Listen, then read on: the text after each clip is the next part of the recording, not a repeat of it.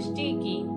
सबसे पहले परमेश्वर ने स्वर्ग को बनाया और वहां पर सिंहासन था परमेश्वर का सबसे ऊंचे स्वर्ग में, और वहां विराजमान था परमेश्वर। उन्होंने स्वर्ग में ढेर सारे स्वर्गदूतों को बनाया, जिसमें कि मेन था जिब्राइल जो लोगों को संदेश देता था परमेश्वर का, और था मिकाएल जो युद्ध करके रक्षा करता था, और एक था लूसीफर जो आराधना करता था, और सारे लोग उसके साथ मिलकर आराधना करते थे परमेश्वर की। स्वर्ग है ऐसी सुंदर जगह,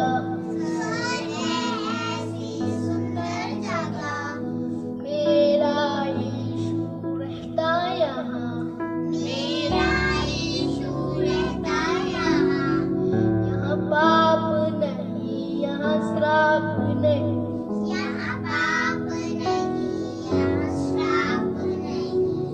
स्वर्ग है ऐसी सुंदर जगह,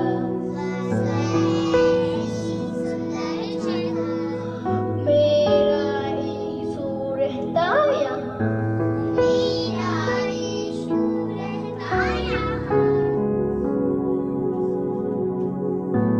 मैं मिकाएल हूँ, मैं युद्ध करके लोगों की रक्षा करता हूँ। धीरे धीरे धीरे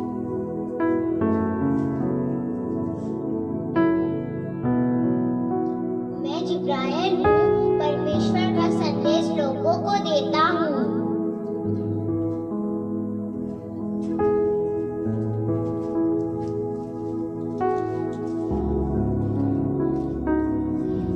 मैं सर्वांग सुंदर हूँ, मैं बुद्धिमान हूँ, मेरे कपड़े सोने हीरे मोती के हैं, डब और बांसुरी मेरे साथ ही बनाई गई है, मैं अपने सिंहासन परमेश्वर से भी ऊंचा बनूं। जब लूसीफर ने घमंड किया तो परमेश्वर ने उसके मन की बात जानकर लूसीफर और स्वर्ग के 1/3 स्वर्गदूत जो उसके पक्ष में थे स्वर्ग में से नीचे गिरा दिया।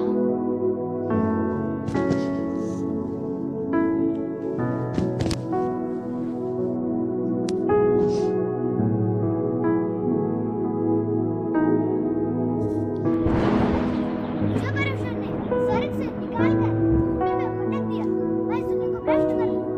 इस दुनिया में रहने वाले लोगों को परमेश्वर के खिलाफ कर दूं। चलो चले इन लोगों को परमेश्वर के खिलाफ करने के लिए मैं युद्ध करवाऊंगा। चलो चलो हम सब भी चलते हैं। चलो चलो हम सब चलते हैं। पहले लोग परमेश्वर की आराधना करते थे, हम लोग मेरी आराधना करेंगे। मैं लोगों को झगड़ा करवाऊंगा, मैं लोगों को फंसाऊंगी। चलो चलो मैं भी चलूंगी।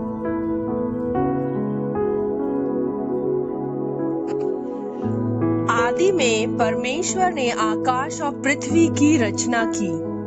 5 दिन तक सृष्टि की 6वें दिन परमेश्वर ने मनुष्य की रचना की और मिट्टी से एक पुतला बनाकर उसके नथनों में श्वास फूंक दिया और वह जीवित प्राणी बन गया।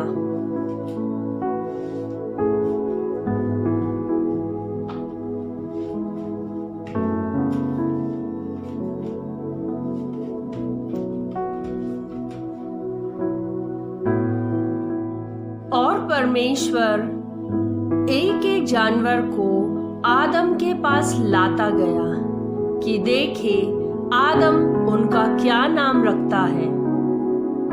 ये तो गुर्राता है, इसका नाम शेर है। ये तो पेड़ से पेड़ में कूदता है, इसका नाम गोरिल्ला है। इतना बड़ा जानवर, इसका नाम तो हाथी है। ये तो उड़ता है, इसका नाम तो तोता है। अरे वाह, ये तो उड़ती भी है और तैरती भी है, इसके पास तो पंख है। ये बतख है, इसका नाम क्या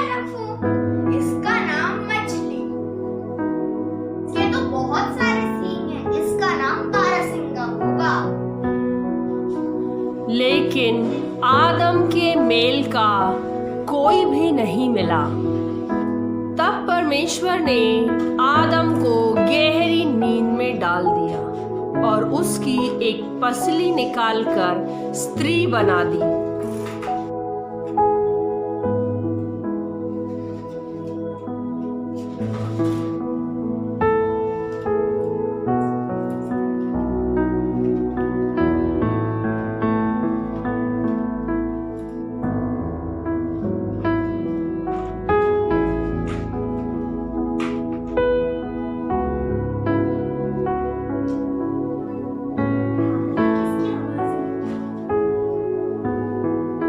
अच्छा तो ये तुम हो, लेकिन परमेश्वर ने तो हमें ये फल खाने के लिए मना किया है। लेकिन शैतान के बहकावे में आकर स्त्री ने उस फल को खा लिया।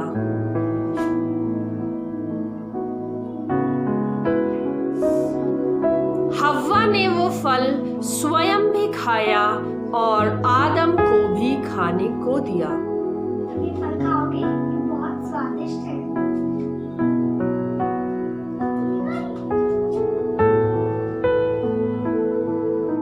फल खाने के बाद उन्होंने पाया कि वे निर्वस्त्र हैं। आदम, ए आदम, तू कहाँ है?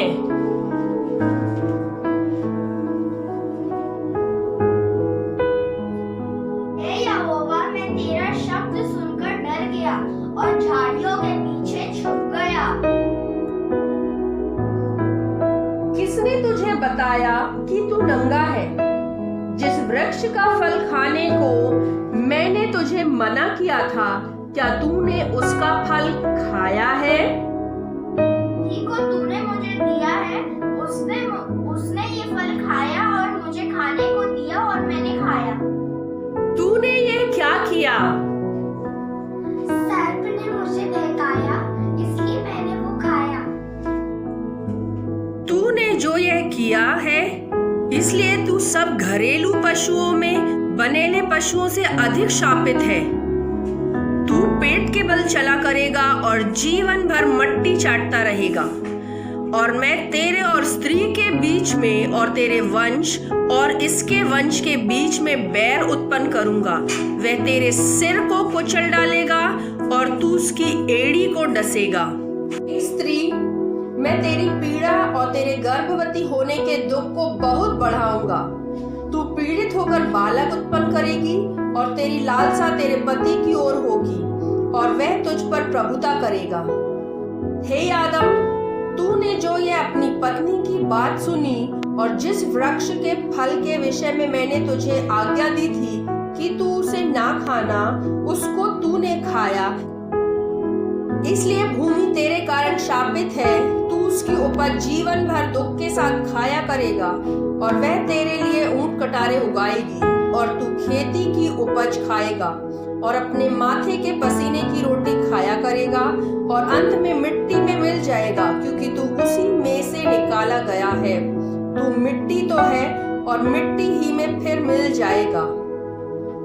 पिता, आप इतने उदास क्यों हैं? मैंने इतनी सुंदर सृष्टि बनाई, इतने सुंदर लोग बनाए।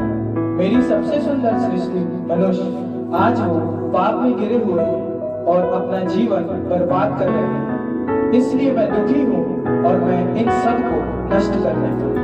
किस तरह के पाप? वो देखो, एक लड़का चोरी कर रहा है और हत्या भी कर रहा है। वो देखो, एक जवान लड़का व्यभिचार में फंसे हैं। वो देखो, एक आदमी शराब में डूबा हुआ है।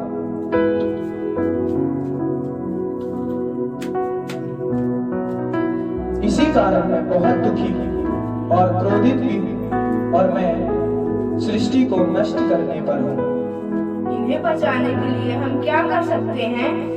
यदि कोई इनके पापों के लिए बलिदान हो जाए तो मैं उन सबको क्षमा कर दूंगा। तो मैं जाऊंगा, मैं इन्हें नष्ट नहीं होने दूंगा। इन सब के पाप बहुत विशाल है। यदि तुम वहां गए तो तुम्हें वहां बहुत ताड़ना है और बहुत कष्ट सहना पड़ेगा। सभी के पापों के लिए मैं अपना बलिदान दूंगा। क्या तुम जाना चाहते हो? हाँ पिता। ठीक है।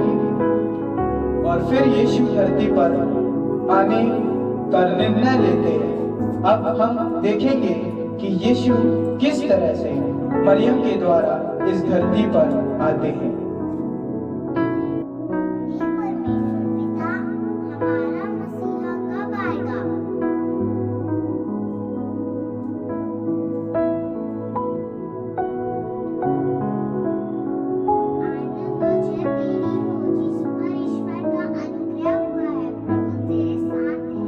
हे मरियम, भयभीत न हो, क्योंकि परमेश्वर का अनुग्रह तुझ पर हुआ है। देख, तू गर्भवती होगी और तेरे एक पुत्र उत्पन्न होगा। तू उसका नाम यीशु रखना। वह महान होगा और परम प्रधान का पुत्र कहलाएगा। और प्रभु परमेश्वर उसके पिता दाऊद का सिंहासन उसको देगा और वह याकूब के घराने पर सदा राज्य करेगा और उसके राज्य का अंत ना होगा। ये कैसे हो सकता है? मैं तो किसी पुरुष को जानती ही नहीं हूँ। पवित्र आत्मा तुझ पर उतरेगा और परम प्रधान की सामर्थ तुझ पर छाया करेगी। इसलिए वह पवित्र जो उत्पन्न होने वाला है परमेश्वर का पुत्र कहलाएगा। देख, तेरी रिश्तेदार एलिशिबा के भी बुढ़ापे में पुत्र होने वाला है। उसके लिए भी भविष्यवाणी की गई थी और अब आपके लिए भविष्यवाणी हो रही है। जो वचन परमेश्वर की ओर से होता है वह प्रभाव रहित नहीं होता है। देख, मैं प्रभु की दासी हूँ। मुझे तेरे वचन के अनुसार हो।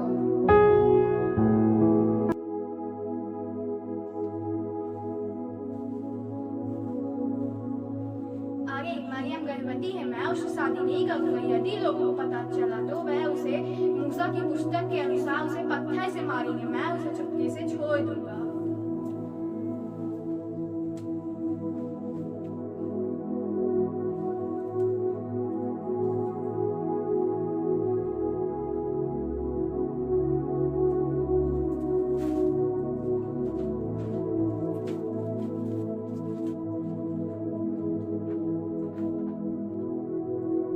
हे यूसुफ, दाऊद की संतान, तू अपनी पत्नी मरियम को अपने यहाँ ले आने से मत डर, क्योंकि जो उसके गर्भ में है वह पवित्र आत्मा की ओर से है। वह पुत्र जनेगी और तू उसका नाम यीशु रखना, क्योंकि वह अपने लोगों का उनके पापों से उद्धार करेगा।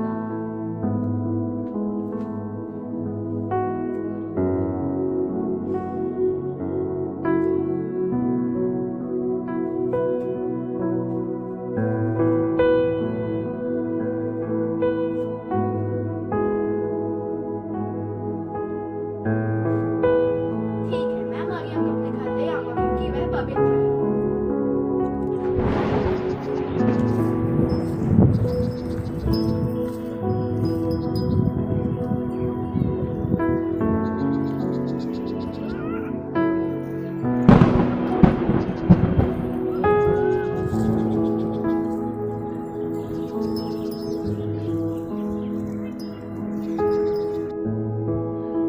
और उस देश में कितने गड़रिये थे जो रात में मैदान में रहकर अपने झुंड का पहरा देते थे। और प्रभु का एक दूत उनके पास आ खड़ा हुआ और प्रभु का तेज उनके चारों ओर चमका और वे बहुत डर गए। तब स्वर्गदूत ने उनसे कहा, मत डरो, क्योंकि देखो मैं तुम्हें बड़े आनंद का सुसमाचार सुनाता हूँ जो सब लोगों के लिए होगा, कि आज दाऊद के नगर में तुम्हारे लिए एक उद्धारकर्ता जन्मा है और यही मसीह प्रभु है। और इसका तुम्हारे लिए यह पता है कि तुम एक बालक को कपड़े में लिपटा हुआ और चरनी में पड़ा पाओगे। तब एकाएक उस स्वर्गदूत के साथ स्वर्गदूतों का दल परमेश्वर की स्तुति करते हुए और यह कहते हुए दिखाई दिया कि आकाश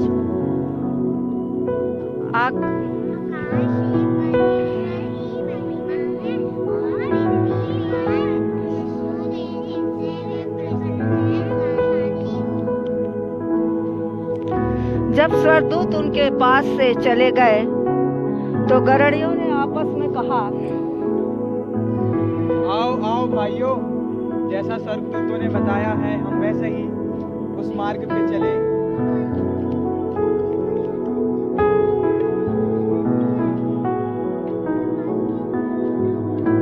सब बोलो एक साथ, चलो चलो।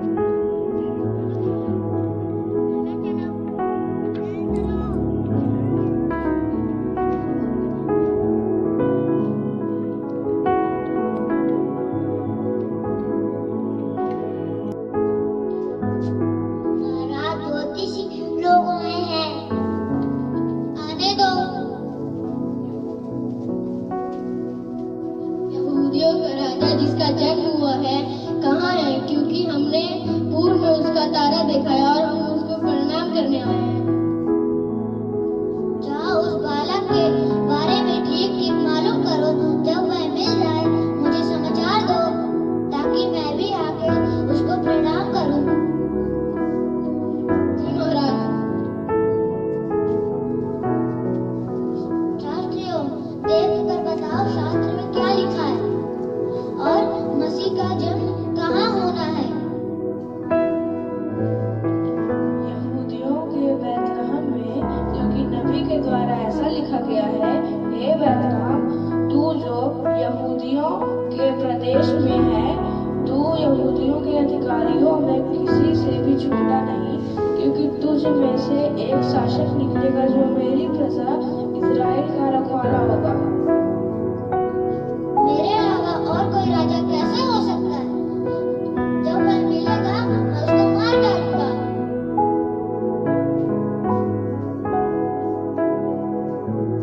कितना टाइम, 2 साल हो गए, ज्योतिषी अभी तक नहीं आए।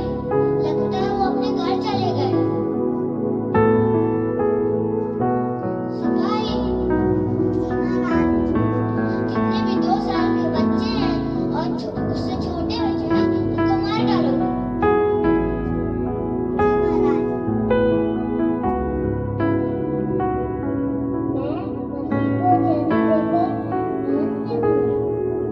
यदि उसका स्वर्गदूत आकर मुझे सच्चाई न बताता तो मैं परमेश्वर की योजना में शामिल नहीं हो पाता। आकाश में परमेश्वर की महिमा और पृथ्वी पर उन मनुष्यों की जिनसे वे प्रसन्न हैं शांति हो।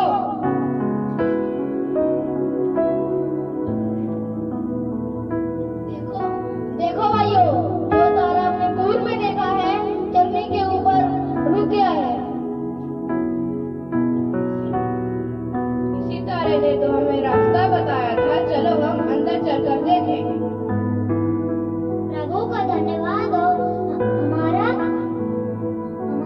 प्रभु का धन्यवाद हो। हमारा उद्धारकर्ता यीशु हमें मिल गया।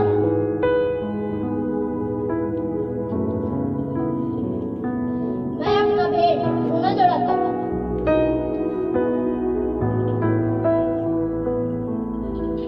मैं मुड़ लाया। और